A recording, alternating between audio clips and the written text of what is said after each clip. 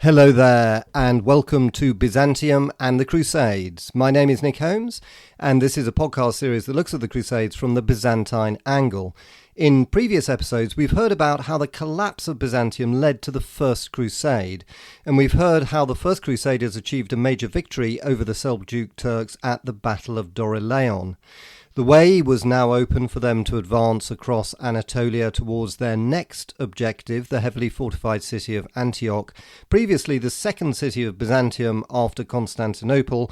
As before, I'll read extracts from my book called The Byzantine World War, which was published last year in 2019 and is available at Amazon and most retailers. So, let's go. Hope you enjoy it.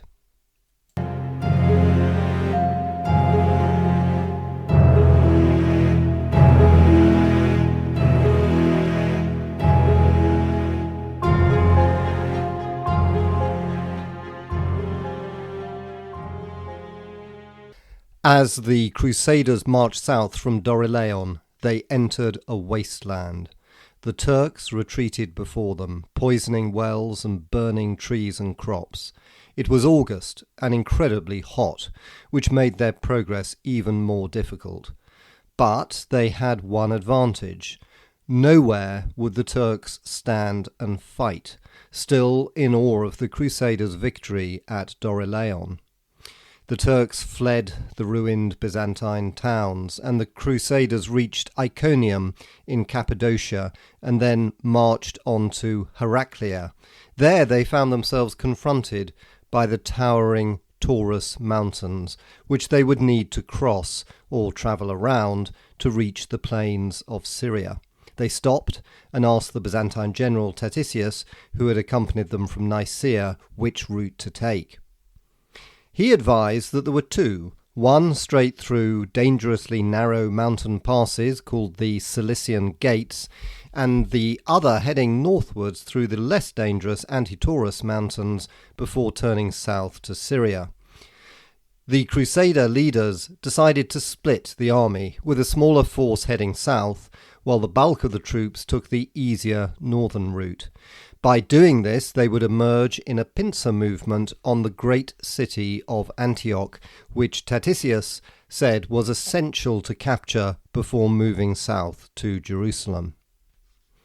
The Crusaders who crossed the Taurus Mountains found it hard going, and just as had happened to Romanus's army returning along the same route from his first campaign in 1068, some plunged to their deaths along the narrow mountain passes.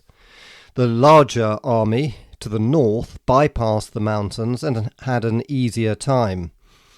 Finally, the two armies were reunited in front of the great city of Antioch. Their first reaction was one of despair. Quote, "We found the city of Antioch very extensive, fortified with incredible strength, and almost impregnable," Stephen Count of Blois wrote to his wife. Antioch had previously been the third largest city of the Roman Empire and the second largest in the Byzantine Empire.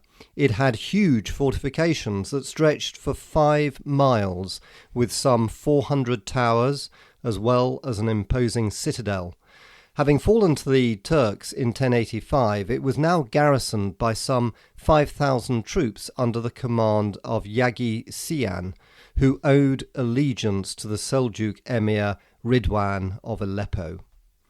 Deciding that the fortifications were too strong for a direct assault, the Crusaders settled down to a siege, hoping that the Turks would surrender when their provisions and food ran out. But as the autumn of 1097 progressed, they found that they were the ones running out of food. Initially, the countryside had provided them with ample sustenance, helped by Byzantine supplies from Cyprus, which the general Taticius had organised. But the sheer size of the Crusader army meant that it ate the countryside bare. By the end of 1097, the Crusaders were starting to starve. According to one of the main chroniclers, quote, "The poorer people ate even the hides of animals and the seeds of grain found in manure," end quote. But worse was to come. news arrived that the Seljuk emir of Damascus, Jukak, was advancing with a large army of Turks and Arabs to lift the siege.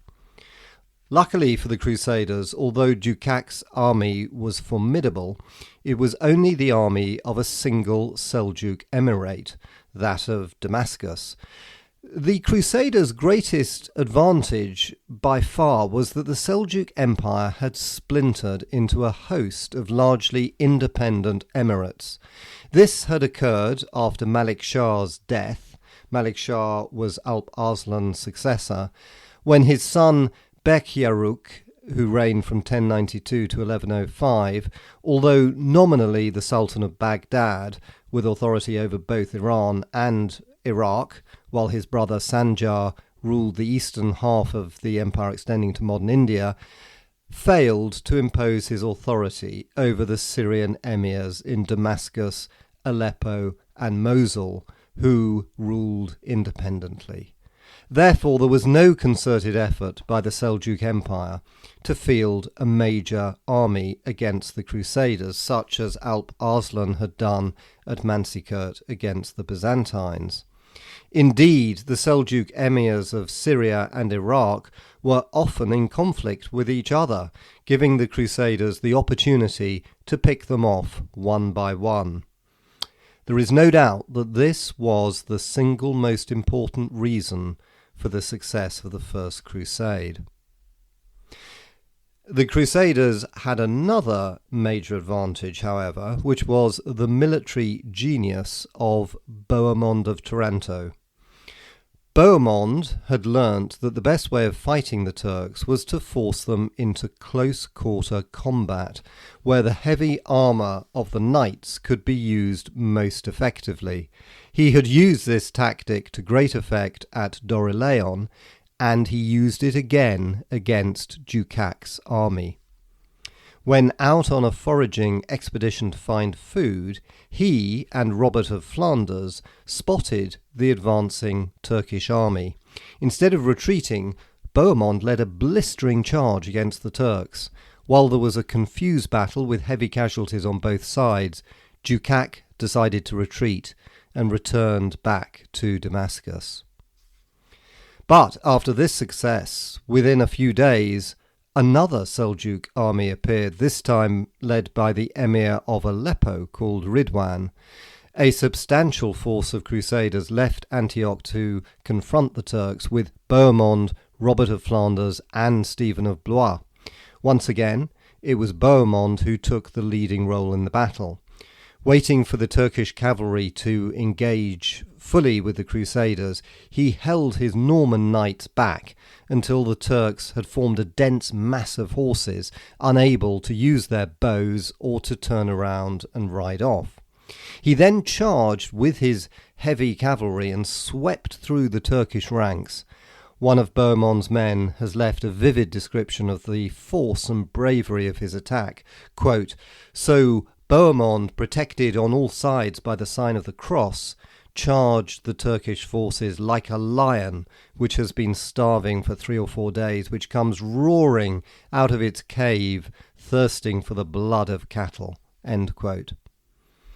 Bohemond's charge routed the Turkish army, with the Crusaders pursuing them as far as Harim, capturing precious horses and much-needed supplies.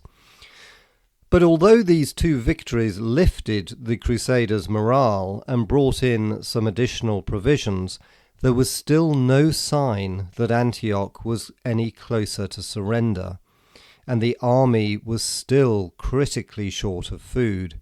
Indeed, the defenders were surviving better than the besieging army, partly due to food being smuggled in, and also because the population, unlike that of the Crusader army, had no need to keep thousands of horses fed and watered.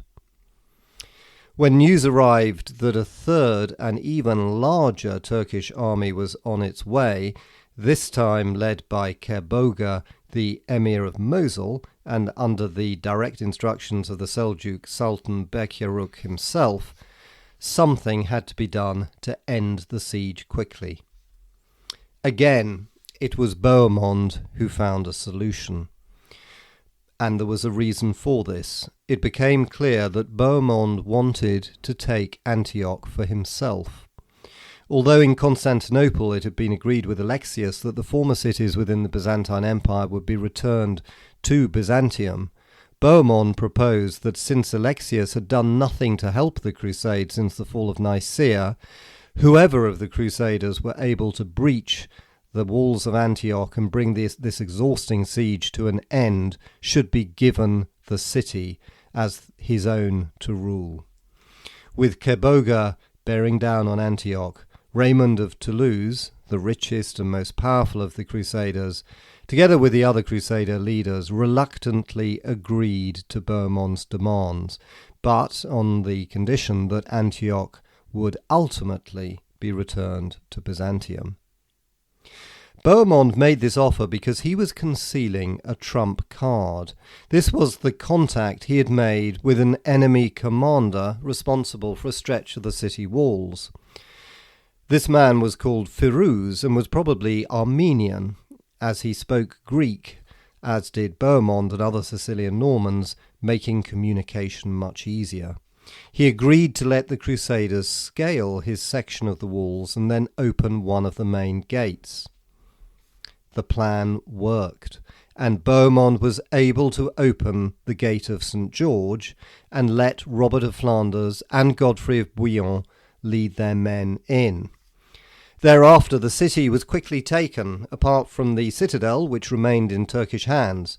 Inevitably, the local Muslim inhabitants were slaughtered, although since the city had been in Byzantine hands only 13 years earlier, there were still many Christians in the city, most of whom seem to have been spared.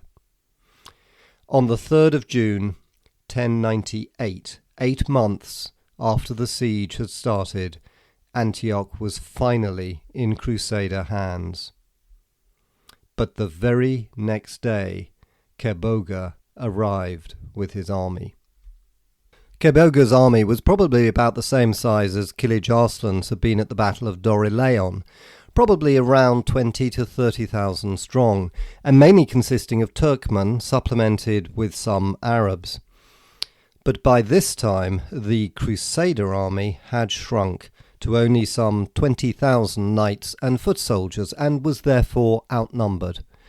Kerbogha immediately made contact with the Turkish garrison in the citadel, who were still holding out and which was situated within the city walls and therefore accessible to his army. He launched an attack into the city from the citadel itself, but it was driven back after fierce fighting. Kerbogha then decided to lay siege to the city and starve it into submission.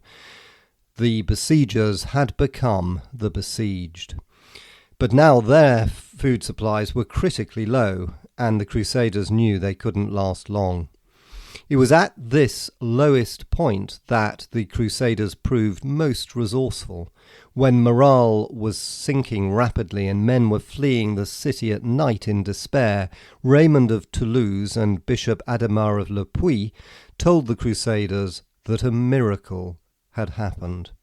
A peasant from Provence, called Peter Bartholomew, had told them of a dream in which Christ himself had revealed to him the whereabouts of the Roman lance that had been used to pierce his side at the crucifixion. Miraculously, the Holy Lance was discovered in the place indicated in his dream, that was under the floor of the church of St. Peter in Antioch. Although this was in fact a ruse designed to boost flagging morale, and suspected as such by many of the Crusaders, it worked. Brought out and displayed to the Crusaders, the lance gave them hope for one more battle.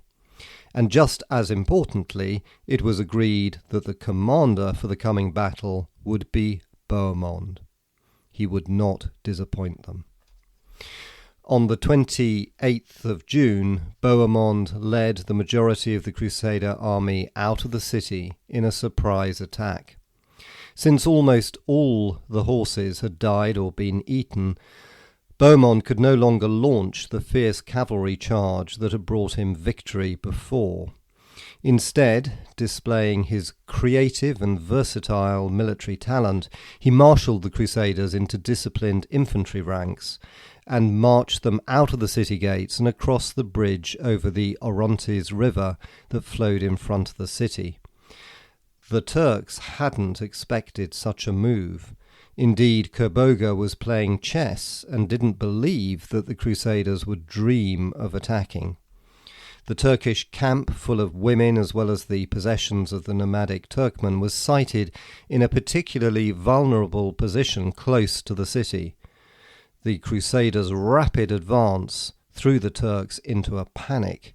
Without a proper battle plan, the Turkmen leapt on their horses and spurred them towards the Crusaders, showering them with arrows. But the Crusaders, with the holy lance carried in their midst as a standard, marched steadily forward in disciplined ranks led by Bohemond. Row upon row of Crusaders, with the knights fighting as infantry, pushed the Turks back, and as one group of Turks retreated, they crashed into the group behind them. The result was chaos. It was made even worse by the fact that Kerboga's army was made up of several independent units, some of which had little loyalty to him, and they fled. The Crusaders tramped forward with grim determination, slaughtering whoever was in their way. They captured the Turkish camp, where one Crusader grimly recounted, quote, "When their women were found in the tents, the Franks did nothing evil to them, except pierce their bellies with their lances." End quote. Kerboga fled back to Mosul. The citadel at Antioch immediately surrendered to the Crusaders. Bohemond had led the Crusaders to another astonishing victory. Now there was no significant enemy force for hundreds of miles. The path to Jerusalem lay open. But there was one problem, and this time it lay with Bohemond himself. For after defeating Kerboga, it became clear that Bohemond, the architect of the Crusaders' success, had no wish to continue to Jerusalem. Instead, he wanted to remain at Antioch. The truth was that Bohemond was an ambitious opportunist, and the real reason for his joining the Crusade had been to build a kingdom for himself in Syria, just as his father, Robert Guiscard, had done in southern Italy. Antioch was to be his capital city. To the other Crusaders, this was tantamount to treachery. However, for the time being, all of the Crusaders were simply exhausted by the protracted siege of Antioch. On the 3rd of July 1098, the Council of the Crusader leaders decided to postpone the advance south to Jerusalem until November, to give their troops time to recuperate, as well as to avoid the searing heat of the Syrian summer. However, this delay only allowed the infighting to escalate. In particular, relations came to a head between Bohemond and Raymond of Toulouse. Raymond of Toulouse was in his mid-50s, elderly by medieval standards, but still fiercely ambitious and the wealthiest and most powerful of the Crusaders. He saw himself as the natural leader of the Crusade, although so far it had survived without a leader through the surprisingly effective cooperation of the various feudal lords.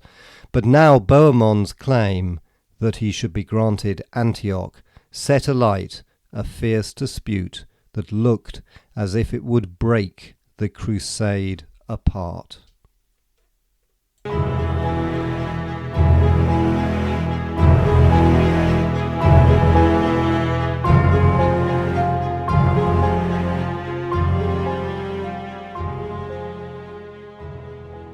And that ends this episode. Hope you enjoyed it. If you did, I'd be hugely grateful if you left a rating on Apple Podcasts or anywhere.